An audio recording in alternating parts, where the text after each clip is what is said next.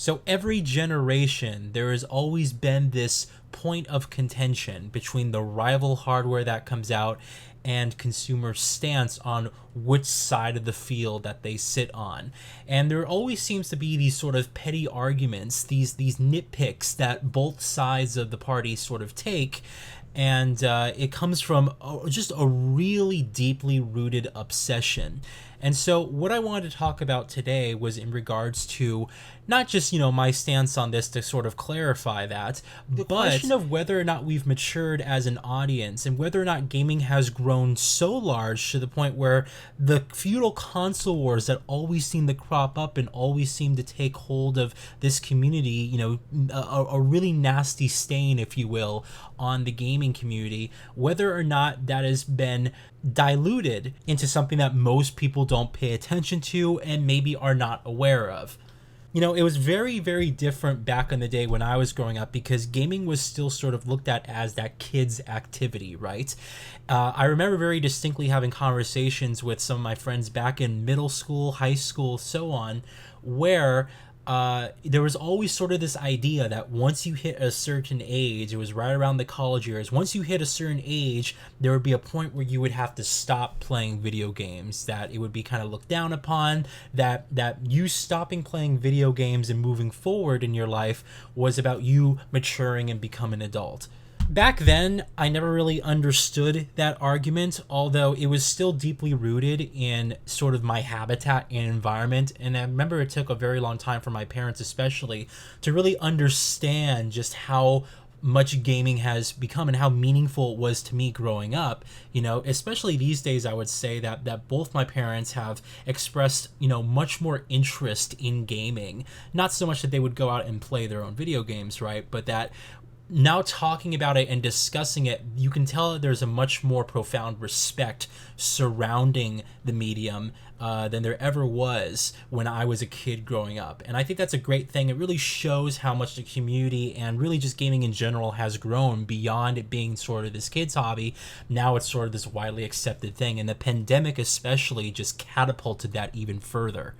Yet specifically on the internet, we still see these arguments from many different types of people who are both fans of, PlayStation and Xbox, and Nintendo's in there as well. Every single fan base has, unfortunately, their bad apples, right? And these kind of come from people who, are diehard fans of the game companies and what they really mean to them, right? I mean, it's really about the sense of impact that a particular game company or console generation, hardware, whatever you want to say, it's really about how meaningful that was to a person's existence and growing up.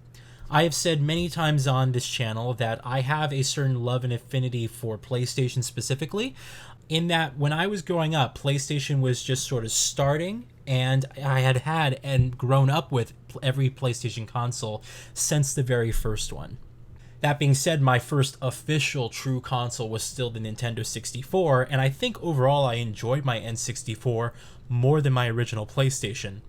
But again, I was a kid growing up, I was like 5 years old basically when I was playing my N64 and my original PlayStation. So a lot of those hardcore games and franchises that started off with PlayStation, like Resident Evil, Metal Gear Solid, so on and so forth, I never actually had the chance to play those until much later on when I was, much older and could understand the context and everything like that. I also couldn't rely on older siblings at all because I was the oldest. So I basically had to wait till I was old enough to my parents had thought that I was mature enough to basically handle those more types of adult-oriented violent video games.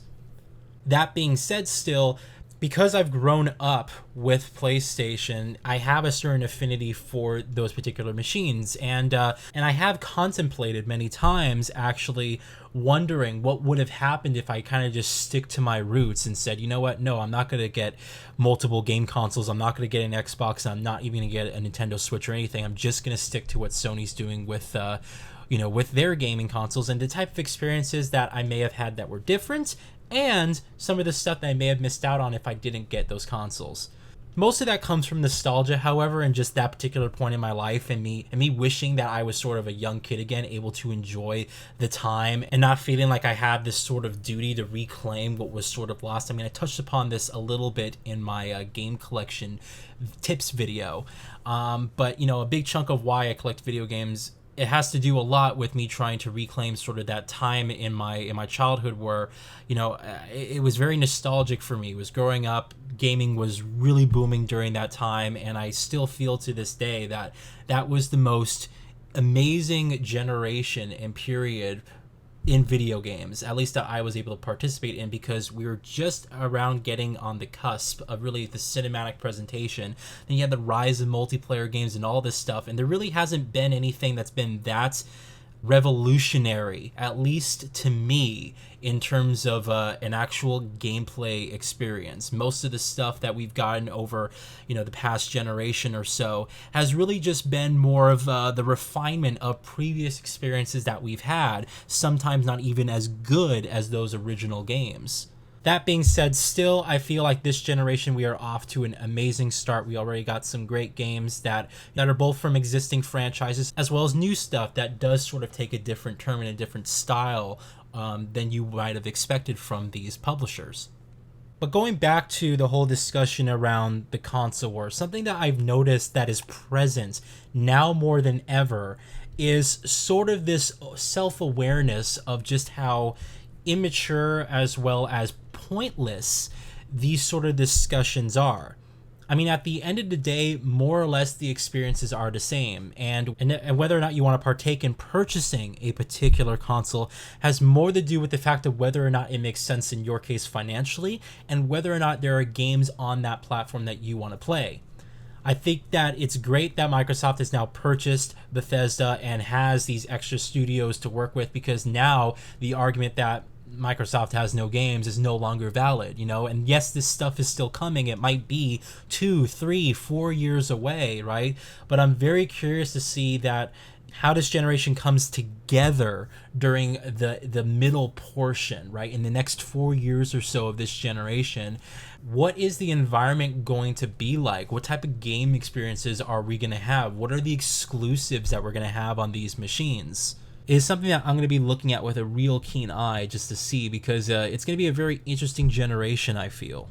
But for whatever reason, and I think a lot of it has to do with people's nostalgia and their emotional connections to where they were in their life, and how, insert game console here really helped them through that in their period of life.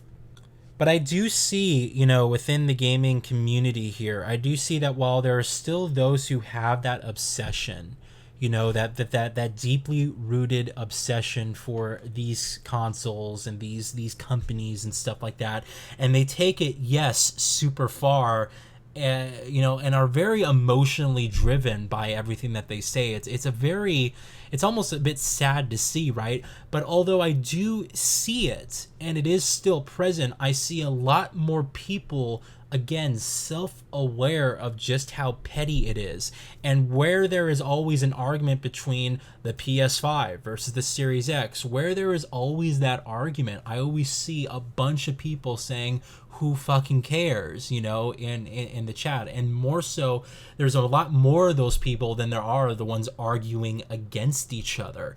And I think that it's really a cool indication that the community and the gaming industry itself is growing, and that it's no longer this sort of kids thing, especially with the internet. It's like now you have a lot of adults who are getting into video games, especially with COVID and everything that went on. I mean, gaming grew exponentially during the pandemic. And so you just have a much more varied audience that is much more involved in the community.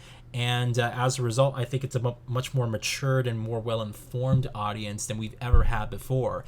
And so what used to be this ever constant presence of this never-ending argument that always used to be there no matter what, and that everyone associated, I think part of the reason why everyone associated gaming as a kid's hobby was in part due to the community itself, sort of being reluctant to sort of mature and handle things in just a very respectable discussion, is now, although still present, very much discouraged, and sort of this collective force behind the gaming community as a whole. And let's be honest here, the industry itself has also responded to this as well. Crossplay is a beautiful thing now. No longer do you have to choose between the games on different platforms in order to play with your friends. The idea of playing with your friends is now encouraged, and it is not so uncommon that you would have one game system but your friends have a different, or maybe your friends don't have any game consoles, they just have a PC, but you can still play together, you can still enjoy the multiplayer games together. I think that is an amazing thing. I wish I had that when I was a kid, because honestly, if crossplay was a thing and was still present, there is a good chance that I may have never gotten an Xbox 360. I mean, besides the exclusives, and yes, I loved Halo 3 and playing that online with my friends, right? But besides Halo, I mean, my friends would also play Call of Duty, and that was a multi-platform game. The majority of multiplayer games that we would play were available on, both machines. But because of where my community was and my friends were, it really helped drive sort of the direction of my view on these machines and getting those systems that they had so I could play with them. So the big question here that I'm asking is, as a community, have we matured? Has the gaming community grown up to the point where this is no longer a problem? Well, yes and no. We have grown to the point where now we have many different types of people playing video games who kind of look at this a little bit different, who aren't in there for the sort of petty arguments. And it's not just kids anymore, who have really taken this way too far. It's really cool because now we have adults who are using it to spend time with their kids. I mean, I saw an article last year when the pandemic started that a lot of older people, seniors even, were getting into video games so that they could play with their grandchildren.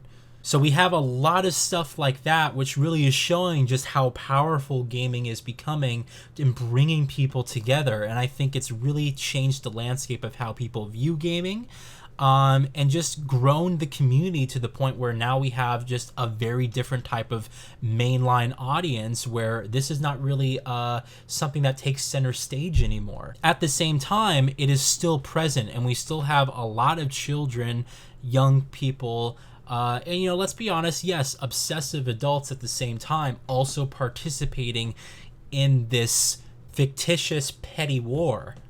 Those people are still around. Those people are still spewing arguments at each other, insults, trying to devalue and illegitimize other people's feelings and decisions for where they want to play their video games and why. But the great thing is that for every 1, 2, or 3 of those people, there are so many others who I am finding that are actually speaking out against this and just really kind of speaking about just how pathetic and just how pointless this endeavor is.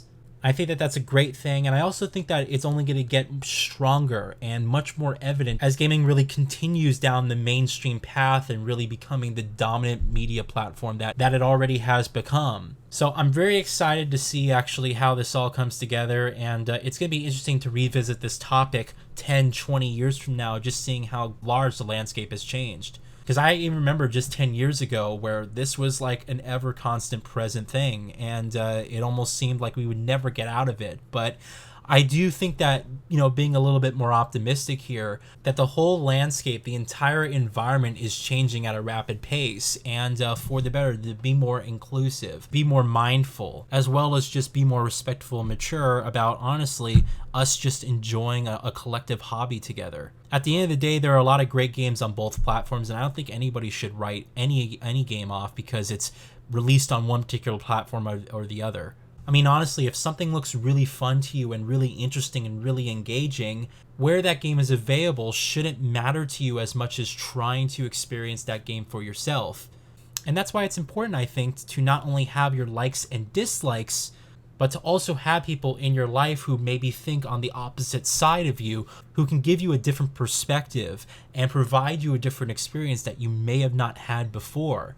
Because at the end of the day, we are all human. We all have our biases. We all have our preferences. We all love what we love. But devaluing the choices, the nostalgia, the connections that people have just because they're different from yours, accomplishes absolutely nothing and only hurts the collective hobby that we all love and care for so much.